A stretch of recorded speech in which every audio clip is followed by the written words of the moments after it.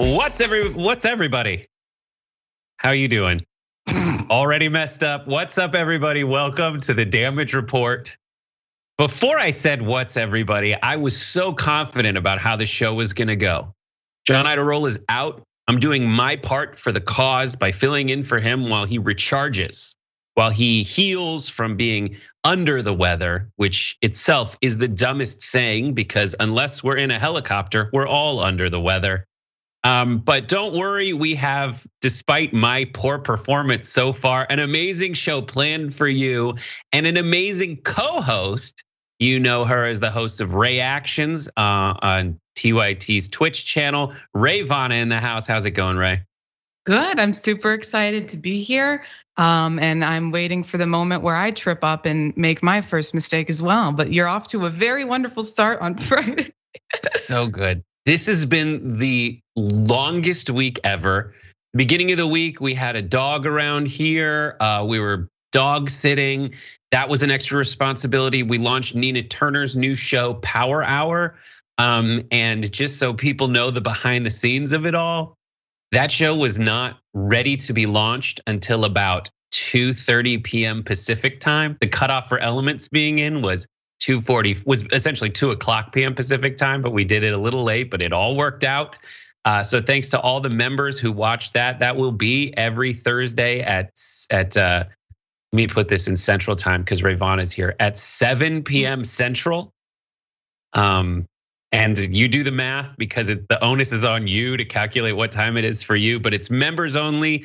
You can go to tyt.com/join to find out how you can join on the website. You can also watch if you're a member on YouTube. You can click the join button below. And then if you're on Twitch, just big shout out to the Elder Mind Pulses, the Obi Mom Kenobis, and all the folks who gifted a ton of subs right before that started to kind of get the word out.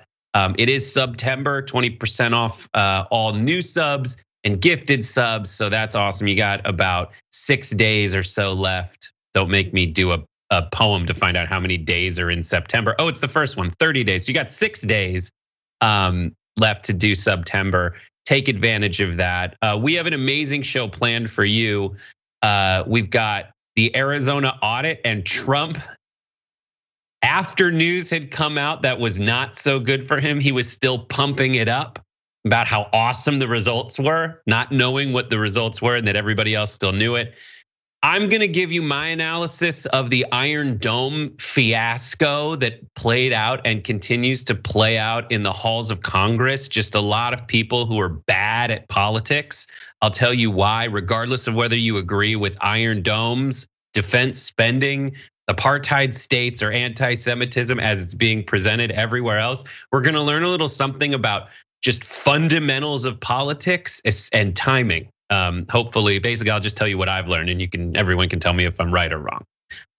Some big wins for people who are delivery drivers in New York. Hopefully, that will permeate and the borders of that city and make their way to the rest of the country.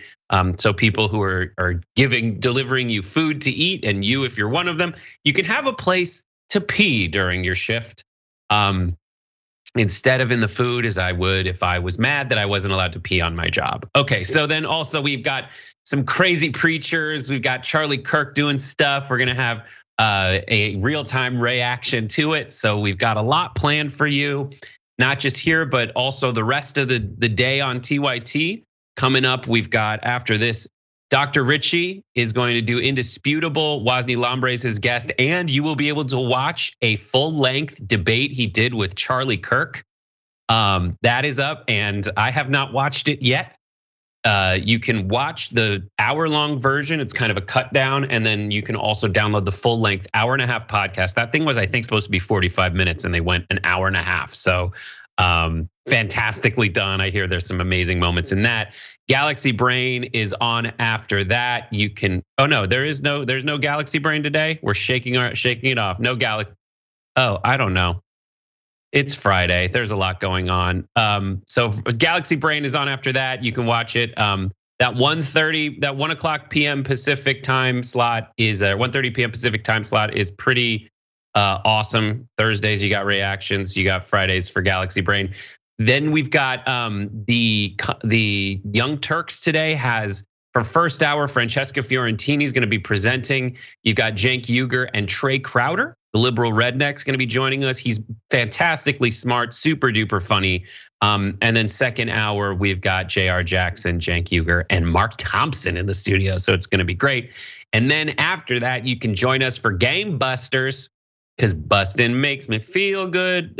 Jordan is in Alabama, so it'll just be me and Brooke. We're gonna play some Jackbox games. If you wanna cruise by there, have a good time, do some trivia, and play some games, draw some pictures, and most of them can be inappropriate. There are no rules on Twitch. All right, with that said, Rayy, are you ready to get into this amazing audit news coming out of the great state of Arizona? I am so ready to stop this deal, absolutely. All right, let's get into it. This is an amazing story that has so many stupid elements to it. And I am happy to spend the next few minutes getting into what exactly we all feel is the dumbest part of this amazingly, delightfully stupid story that involves cyber ninjas and audits that backfired. So just, lock yourself in. We've got backfiring audits. Trump sending a stupid email that he didn't realize was stupid at the time that he sent it.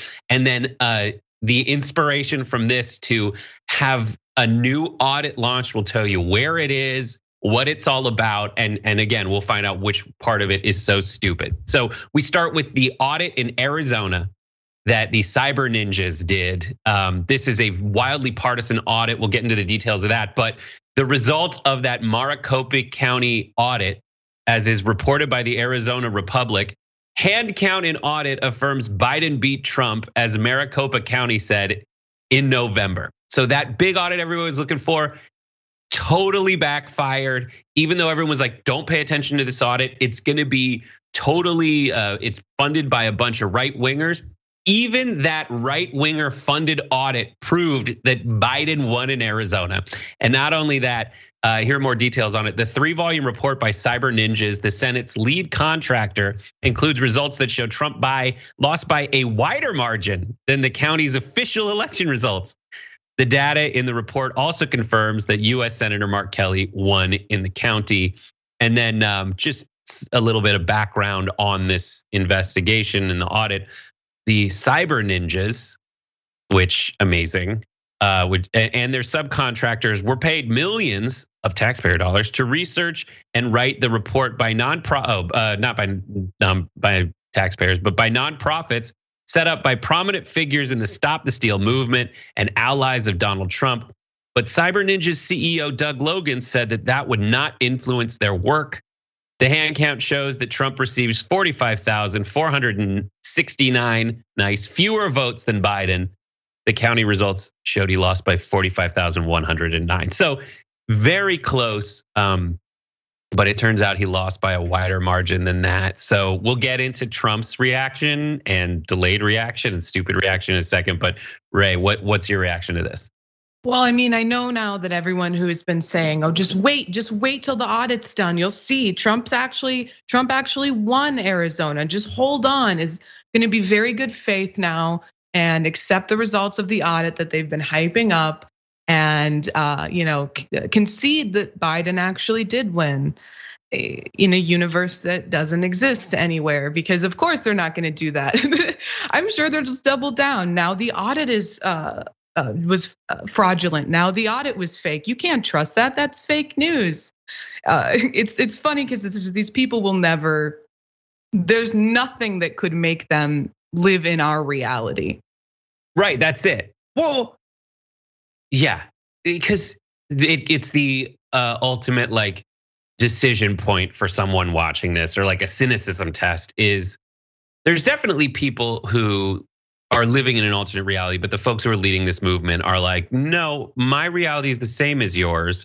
I just need to convince a bunch of people of something else, and that's exactly what it is. And there's things that will kind of that you've already seen that prove that. Like this audit, the thing that everyone's like, just wait till the audit, is after 60 some other lawsuits failed. Those things that they said, we've got the receipts, we've got everything. The telethon by Mike Lindell that he was gonna unveil like a bunch of data from this Scantron tests or whatever the company was, the Dominion voting machines, all of that. They've been hyping and hyping and hyping, and it's been failure after failure after failure. And this one, where let's think about it. It's not funded by an independent group. It's not constitutionally part of their process. It's Trump's roll boys hired more Trump roll boys under a name called Cyber Ninjas, which seems like a joke. And maybe they were like, I think someone else said this, Cyber Ninjas, they're Asian, they're good at math. Like that's the kind of racist thinking that I don't doubt was at the heart of it. Like maybe they're good, and still all the things, they're the best laid plans of mice-brained men failed in this situation, and it's fantastic. But it gets, yeah, go ahead. I just want to meet the one guy who found the results of the audit and was like, well, I've been fiercely advocating that Trump is the true president and just wait, and he's going to take office. This is going to prove it. Who's like, well, all right. I was wrong. Biden's the president. Cyber ninjas proved it to me. They must be smart. So I've been hyping them up for months. Yeah, and that's thematically linked to like the person who was waiting for FDA approval and not emergency approval on the vaccine. Like maybe they exist out there, but like that's me giving way too much of a benefit of a doubt to people when they're saying that I should take them at their word. That's absolutely, positively ridiculous. All right, so it gets worse. So Trump, in the background of this, as the lead up, everyone knew that today was going to be the day that they dropped this audit result. Now, news of what the result would be dropped the previous night through a leaked source and kind of gave away the game. Trump, among all of this, was looking at other stuff in the news because he knows, regardless of what the result is, that he has to kind of have that next grift fake goalpost laid out that he's moving it to. So the Democrats had kind of released all these subpoenas where they're subpoenaing people like Mark Meadows and other people on the right to find out what they were knowing what they knew at the time and how they behaved when the January 6th insurrection was going on. So Trump wanted to plan an email right before the audit result came out to kind of potentially move the goalpost to the next thing. But even he thought this result would turn out in his favor. So here is, as Media Eye reports, news broke at 10:30 p.m. of a draft report from Cyber Ninjas that confirms that the Maricopa County's canvass of the 2020 general election was accurate and that Biden did in fact win. A half hour later, at roughly 11 p.m., however, Trump released a statement through his Save America PAC. He says, everybody will be watching tomorrow to see what the highly respected auditors in Arizona State Senate found out regarding the so-called election. First of all, that's not what so-called means. You just say, you put so-called because the entire right wing has turned into one giant air quote. Me, so-called election with the so-called votes, the so-called. So stupid. So he was like, this is coming out, it's gonna be awesome. It had already been revealed that his homies said that he lost.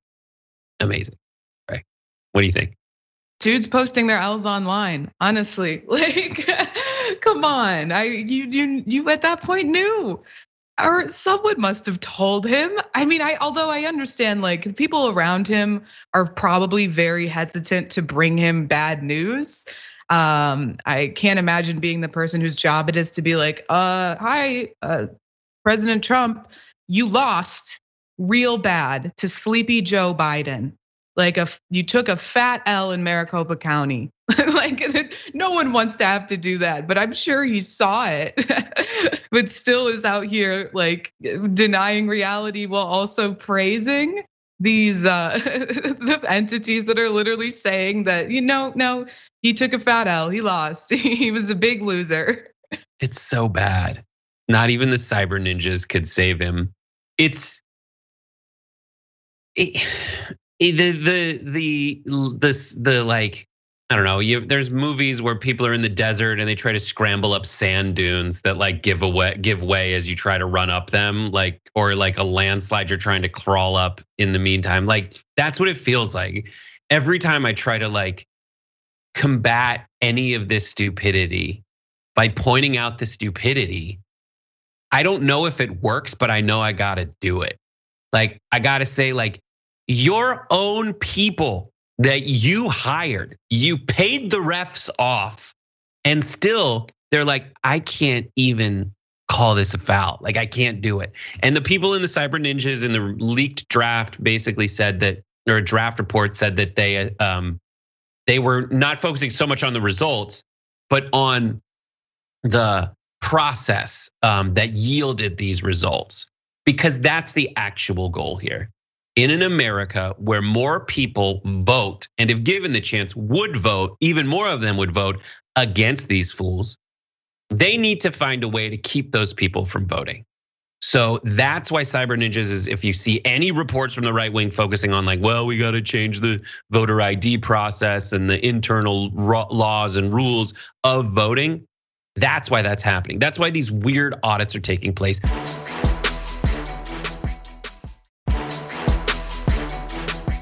Which brings us to the weirdest audit of all. There has now been an announcement that Texas is going to do an audit.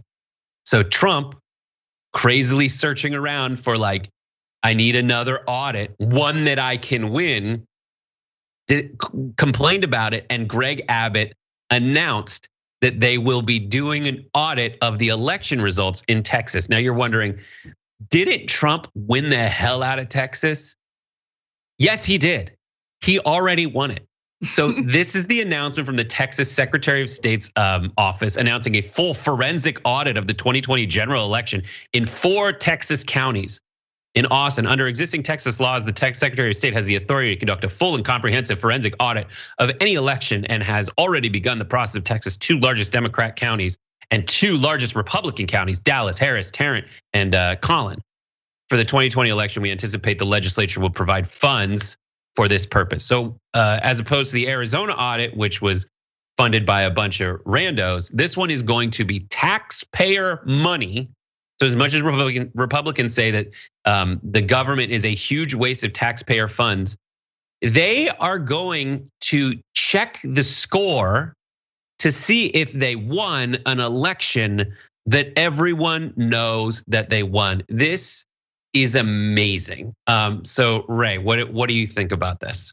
I think that I'm gonna wait until the cyber samurais come out with their audit before I, take a stance on it. They're very well trusted auditors. It's just actually makes me think of this story about Trump that I heard where he would like golf on his golf course, and he like there was like a child golfing there with his dad, and Trump ended up golfing with the child, and like the child beat him, but Trump had people like at the end cheating and walked away and was like very glad that he beat this child, and the kid is like, wait, what? And he's like, thank you for playing with me, son. Maybe you'll get a little better someday and you can actually beat me. And the kid's like, but I won. He just needs to stroke his ego constantly in any scenario. Like whether he's playing golf with a literal child or whether it's doing an audit of a state that he already knew that he won. Just they have to appease him somehow. It's like on local sports stations when your team doesn't have a game that day, and on the West Coast we have this thing, Sportsnet LA, which is like a giant LA Dodger like only network, right? There's no other sports on there. And when the Dodgers aren't playing that day, they replay games, but they don't. If the Dodgers lost yesterday, they don't replay that. They replay a game from the day before so that Dodger fans can just watch their team win, even if that game isn't happening and it's already decided. That is exactly what this is. It's turning on ESPN Classic or Fox Sports DC or Fox Sports Mar-a-Lago to just watch a replay of your own win because you're that pathetic and depressed that you need it. You need that right now. As he was, as you're saying, golf, he was on the golf course yesterday. And he had people around him filming him playing golf and hitting a drive. We don't see where that drive went or how well he hit it. But he's like, do you think Joe Biden can hit a drive that far? It's like, let's go back to the exact experiment of a single ramp, like you going down a ramp slowly and Joe Biden running down a ramp. And already I hate myself because this is a stupid comparison to go into at this point. But like, we already have that experiment of like, also I hate to break it to you, but if we're getting into athleticism, like your body versus his body, guy can wear the hell out of a polo and you need like, you're Donald Trump. I just hate it. Again, this is the, thanks. Now I hate myself comparison Olympics. Trump was unironically doing a Joe Biden. Now watch this drive. Yeah, absolutely the best moment in politics. So good. And so just the genesis of this audit, the announcement came just hours after former President Trump, who carried Texas, demanded Abbott back a bill to launch the election audit in the Lone Star State. Quote, despite my big win in Texas, I hear Texans want an election audit. Your fellow Texans have big questions about the November 2020 election. Let's get to the bottom of the 2020 presidential election scam.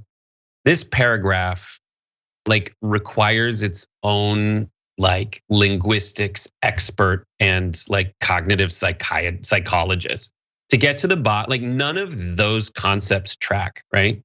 They don't lead into one another. To get to the bottom of the scam, you already won it. If you're talking about a scam in something that you won, you're going to essentially be asking people why. You're basically admitting that you lost if there's a scam in something you won. But I'll tell you what the full scam is. The full scam is, like I said before, they're gonna go into these, so they own the legislature in so many more states than states where they won the popular vote in those states.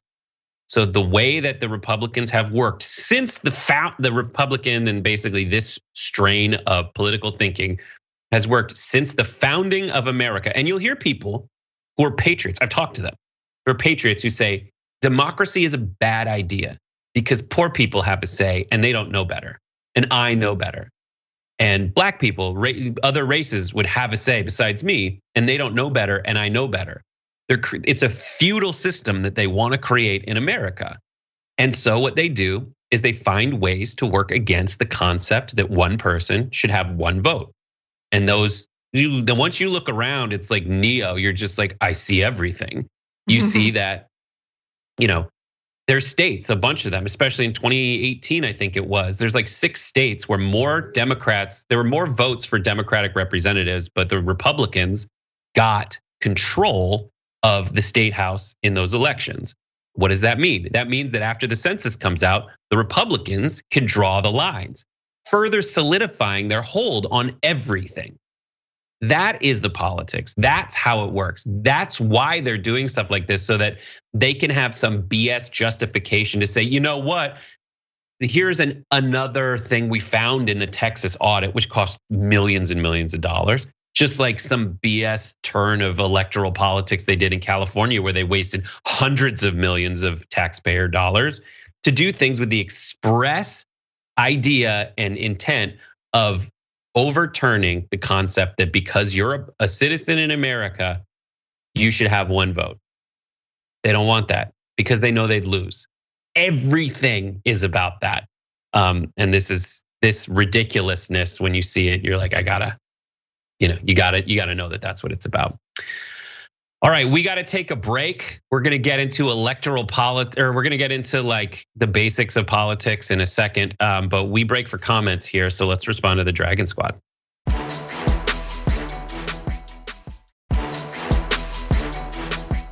All right, welcome back. For those of you who are like, where did you go? Well, we break for comments. We read comments for 4 minutes, and if you saw ads, just subscribe and you won't see ads. All right, and that happens on all shows here at TYT.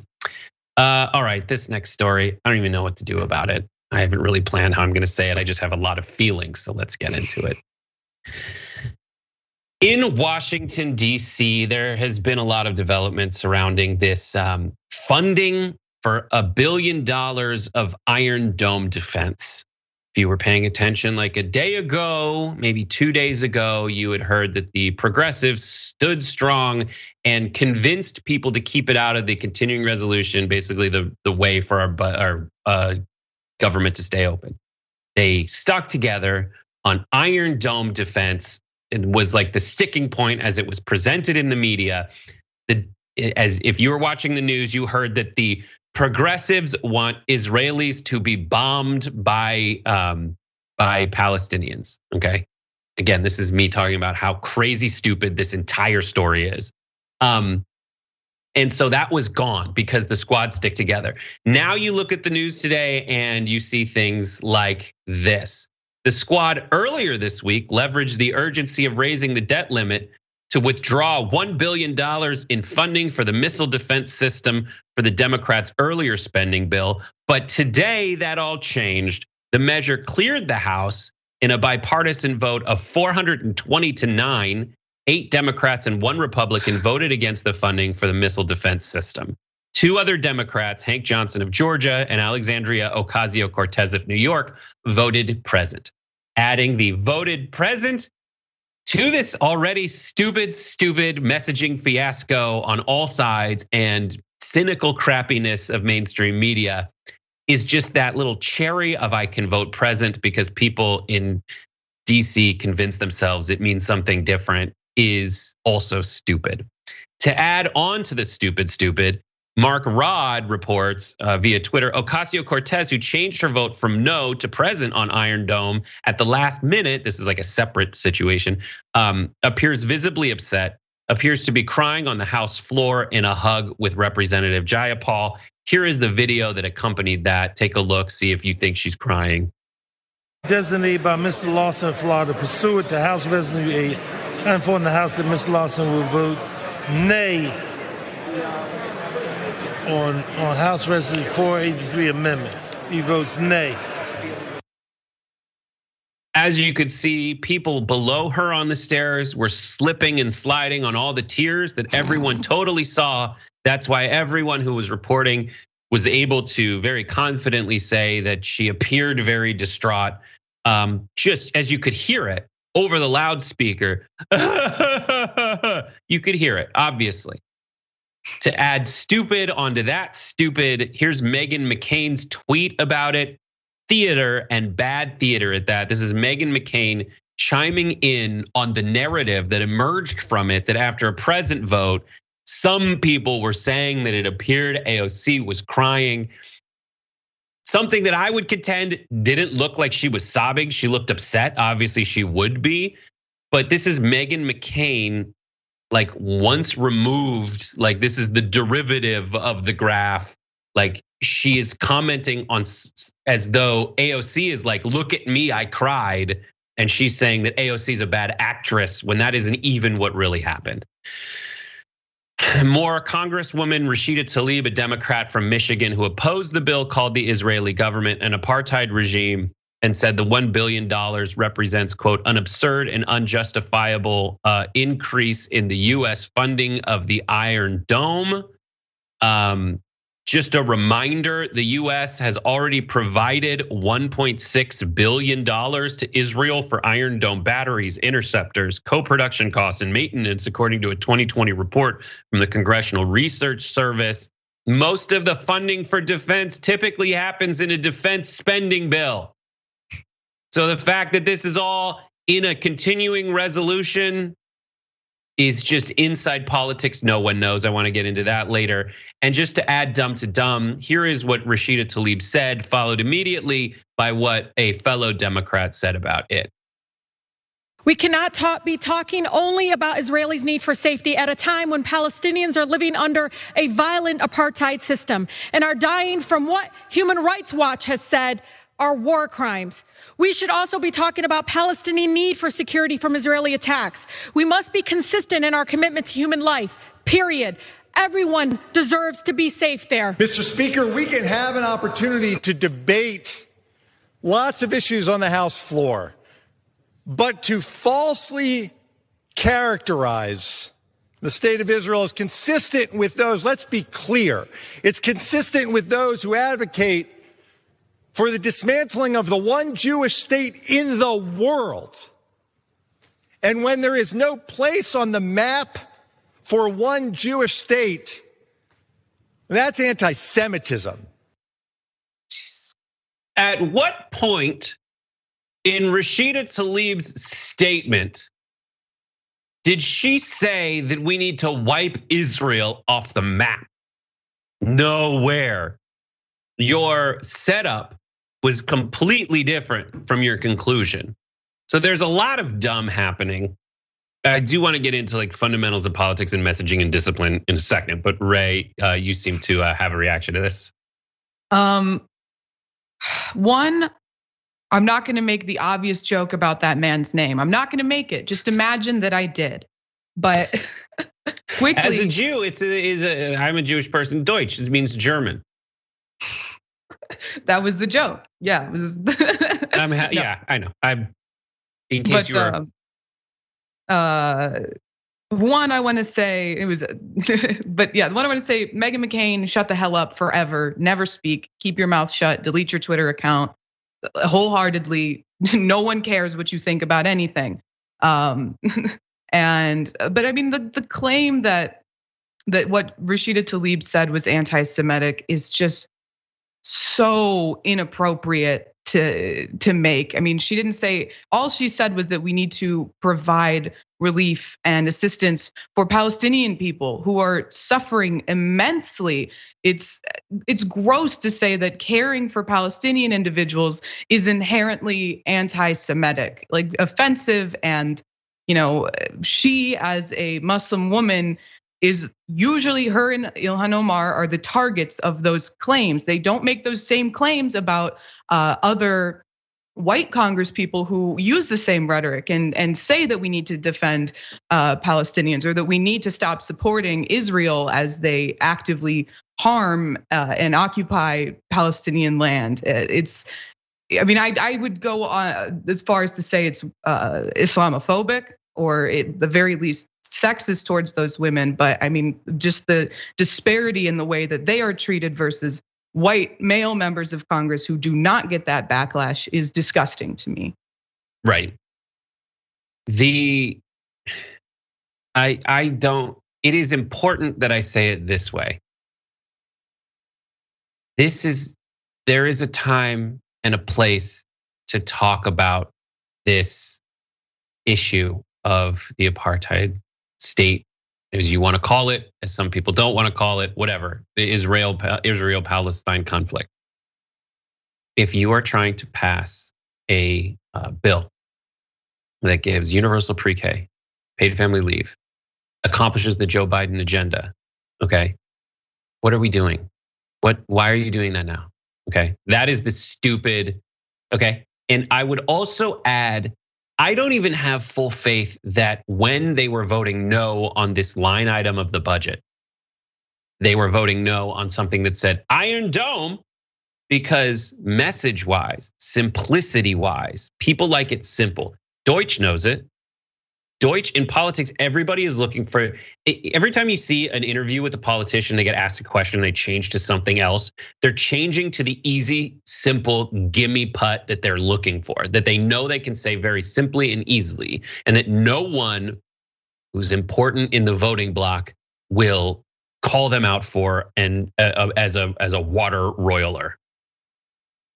And this is one of them. That guy was like, I'm just gonna say, if you don't like Iron Dome, you don't like Israel. And the squad is trying to make this like nuanced argument potentially about like defense spending and apartheid states. And there is a time for that. And there is a way to do that strategically and effectively. Right now, it is malpractice for any progressive in politics to be saying anything other than what Pramila Jayapal's out there doing. She's going out and saying, hey, and she needs to do it better. She needs to say, the Biden agenda is everything in the bipartisan bill and the reconciliation bill that we're trying to push. So we want it all. You know why? because we are supporting the president. Now, is that what they believe? Is that going to make progressives super duper happy to say that we're supporting the Biden agenda? Obviously not. But we're smarter than that, I think. Like the same way that we think we can handle this Iron Dome discussion and funding, we're also smart enough to know that this is the tack that you need to take in order to like say something simple enough that people like the Jake Tappers of America can be like, oh, that's right. That is a good talking point. The fact that there's this whole moment in time, like 2 days where we're talking about like Iron Dome funding, that's the one thing that they're gonna do. It's so stupid that they're doing it, but they're gonna say, all right, Iron Dome, you want babies in Israel to be bombed if you don't support $1 billion in Iron Dome funding. No one's gonna bring up that there's $1.6 billion we've already spent on Iron Dome, and this is less than that. It's just such a weird moment. And then to add it, AOC voting present, never vote present, vote yes or no. No one's gonna like you for voting present. It doesn't mean anything. And that is symptomatic of how dumb it is to do that. All right, we've spent way too much time on it. We got to take our second break before we move on, but yell at me at the comments if you want to. I hope you understand that what I'm saying is simply a tactical bit of advice. Democrats need to only talk about the kinds of things that remind them that voters are with them. Talking about defense, Democrats always lose. Even if you're right, Democrats always lose. Talking about social programs, economic programs, everybody loves that. More voters love that. So you need to be disciplined and talk about that. Anyways, I need to be disciplined and take a break. So we're gonna do that, talk about your comments right now.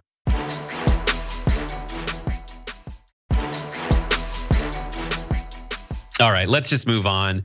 A win for people who are your delivery drivers and feed you. All right, so big win for delivery drivers in New York City. And it's actually kind of sad that it's a big win because all it is essentially is a pee break. So the New York City's council members on Thursday voted to pass a series of landmark bills aimed at improving pay and working conditions for food delivery workers operating within the city. Here's what it is. The first of its kind legislation, which targets app-based delivery companies such as Grubhub, Uber Eats, DoorDash, will set a minimum pay, allow workers to keep more of their tips, and limit how far workers can be asked to travel for deliveries. It'll also guarantee workers access to bathrooms, so you actually will get a pee break. So that's it. This is the legislation was written in collaboration with LDU, which is Los Deliveristas Unidos, a collective of mostly immigrant app delivery workers. So there's that. In terms of the reception, how people are reacting to it, worker advocates say the New York bills, according to The Guardian, are a good start, but do not address some broader concerns about the gig economy in the US, and that more comprehensive legislation on a national scale is needed. So the big takeaway is that a government has voted on legislation to protect workers and start giving out rights to them that aren't guaranteed by the company. So that is a dynamic shift. There's a huge shift seismically in what's been happening. There have been some other votes. Maybe we'll talk about it in a second. But Rayy, Vana, what do you think about this? I mean, it's a good start, although it is so disheartening to read that they're being guaranteed access to bathrooms. Like, holy hell. That's just basic human rights, basic decency. The fact that this wasn't already guaranteed to them just is so horrific, and they have to fight for basic workers' rights. And just it's a small victory, but hopefully it's indicative of more victories down the road. But God, is that terrible? These workers are so deeply mistreated. Yeah, and exactly. This is one of those what year is it stories. Like pretty soon, delivery drivers will no longer have to work in coal mines without a mask, like without access to daylight and oxygen. Like that's the kind of thing. Like you gotta pee, as Lenny Bruce once said, eat, sleep, and crap. Like you gotta be able to do those things. And so this again, just it's gotten a spotlight now. it should always have had a spotlight since these companies started to maybe signal at becoming ubiquitous. Also, there's a huge boom in this with COVID. Uber Eats, the food delivery segment of the ride-hailing company Uber, grew by 190% in 2020, adding 36,000 couriers in New York City alone. And we just wanted to get into some of the specifics of what the conditions are like for people who have these jobs. So in New York City, according to the Brooklyn paper, 5 food delivery workers have died on the job in Brooklyn over the past year. At least 4 were killed in collisions on the road. Deliveristas are now classified as independent contractors. Even though 64% of those surveyed said they work at least 6 days per week, with 33% working 7 days per week. Excluding tips, the median hourly wage for delivery workers in New York City was $7.94 in 2020, according to the project. The hourly net pay when including tips was still below New York's now, like since 2020, $15 an hour minimum wage at an average of $12.21. They also have to cover a bunch of expenses. I won't read them all, but like they have to buy their own bikes. They have to maintain their own bikes. There's no equipment allowance or anything like that. And these companies have spent millions of dollars seeking other ways to protect themselves. So they don't want to pay their workers. They don't want to treat them with the same kind of protections that they were able to take advantage of that were afforded to taxi drivers, like through years and years of working for protections and whatnot. There was corruption in that, but still, like, these folks are working for you all day, driving, doing something that is very dangerous and feeding the nation.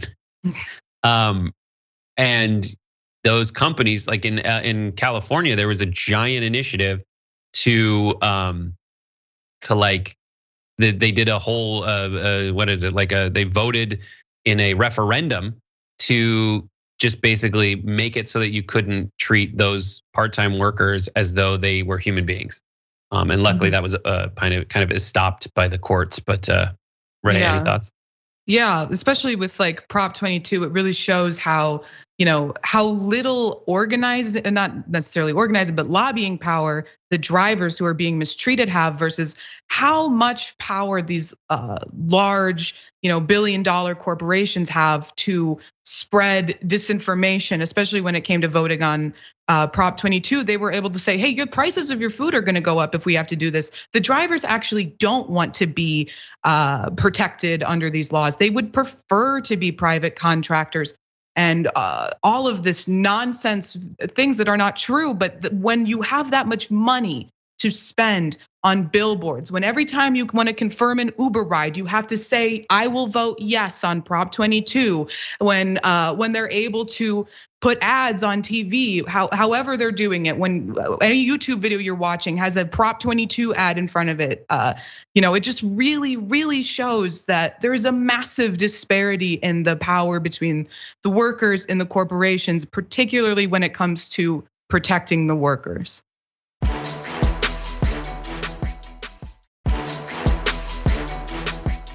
All right, we got to move on to this next story. It's a doozy, so let's hear from Jen Psaki to kind of set the tone. We feel those images are horrible and horrific. There is an investigation the president certainly supports, overseen by the Department of Homeland Security, which he has conveyed will happen quickly. I can also convey to you that the secretary also conveyed to civil rights leaders earlier this morning that we would no longer be using horses in Del Rio. So that is something, a policy change that has been made in response. That is the White House press secretary, Jen Psaki, saying that we solved the problem with a Haitian refugee crisis, horses. Mr. Ed was a corrupt teamster, connected loosely to Hoffa in the transportation sector. So he's gone, and now the whole story's over. Rayy, you were reacting as that was going on. What are your thoughts? Well, I mean, oh my God, the Biden administration is putting so many horses out of jobs. How horrific. Well, nobody is thinking about the horse unemployment rate right now. But it's like, It's like we've been screaming at a brick wall. Like we've been saying, hey, this is disgusting. The ICE and people at the border are treating Haitian asylum seekers like animals, like subhuman individuals. They are whipping them and denying them access to, shelter, like relegating them to live under bridges, using the reins to like literally attack them. And the Biden administration was like, okay, yeah, we hear you. The horses gotta go. Like if no one asked, no one said that was like that. That's not our argument. Who were they talking to? Who was like, well, the real issue here is the horses. It's amazing. Like we at TYT, not to brag, have a Getty Images account. And so we use it to go get photos that are used on, all these stories. You have photos like the ones you've seen of them on horseback at the border. You have Haitians making the harrowing journey. Other ones that you've probably seen on other telecasts of like frickin' they have whips, and that's the one that inspired this. But another photo is of Marine-like Border Patrol agents on a fan boat with guns. So they don't have the horses anymore, but don't worry, they've got like fan boat tanks that they're floating down the Del Rio Grande, pointing at people. Like, talk about missing the mark. It is weird, and maybe I'm being a little unfair, but what was amazing about this is the speed with which they essentially escalated all of this. We don't have a lot of time, so I do want to play in its entirety the reaction from Mayorkas, the Homeland Security Secretary. So let's hear his reaction to it. You've seen this video, you are investigating, but is there any reason why border agents would be charging at migrants in such a way that you are seeing children ducking out of the way? Good morning, thank you very much for having me. Any mistreatment or abuse of a migrant is unacceptable, is against Border Patrol policy, training, and our department's values. Indeed, we have directed an investigation. That investigation is underway and it will be conducted swiftly, and the public needs and deserves to know its results. I also have directed that the Office of Professional Responsibility be on site in Del Rio full time. We will not tolerate any mistreatment of an individual. So abuse and mistreatment not tolerated, is that abuse or mistreatment where you see children ducking out of the way, horses charging migrants, reins being used? We are very troubled by what we have seen. We are going to let the investigation unfold very, very quickly, determine the facts, and then we will take the action that is appropriate based on those facts. The facts will drive the conduct that we employ to hold anyone accountable for a violation of our policies. At a certain point, you're like, what is he supposed to say? But like the horse has left the stable. Like it is already so far beyond. Like they're probably gonna chalk it up to like this dude had lost his mind, and he got. Yes, you're right. We should not have rogue horsemen of the apocalypse riding and roping human beings anymore. But I don't know. We don't have a lot of time. But Rayy, Vana, last word. Yeah, just the whole time I was watching that video, I was just mouthing, shut the hell up, because that is your policy. I'm sorry, I worked in immigration law. Like I know damn well that these people are not held accountable for the mistreatment of immigrants. I know these cases quite well. No one is held accountable. It is very much, I mean, if not codified policy, it's accepted behaviors amongst not just Border Patrol, but ICE and more broadly Homeland Security. Yep, we have a lot more, including Charlie Kirk's take, garbage people. That's the end of our linear broadcast. It continues on Twitch and YouTube.